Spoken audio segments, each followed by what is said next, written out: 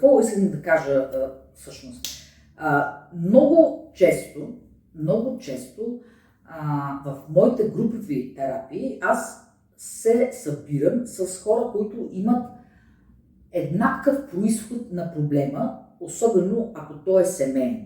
Например, да кажем трудни деца. Една от групите, с които работя, това е темата трудни деца. Като ние не казваме лоши деца, ние не казваме деца, които не стават или други неща, а трудни деца, защото тези деца може би искат нещо различно, нещо в повече. Нещо се случва в тяхната психика и това в никакъв случай не е показател за нещо негативно и фатално. В тези групи много често родителите разбират за децата си, след като чуят проблема на друг родител с неговото дете. И всъщност започва да си дава сметка, значи то не е само моето, значи те и другите изпитват същото.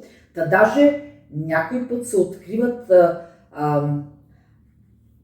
толкова интересни неща, като от рода на то моето дете е толкова така неспособно да се справи, защото не иска, защото се бунтува, чупи вратата, хладилника и други неща, докато чуя историята на друг родител, който разказва много по-тежка ситуация от тази.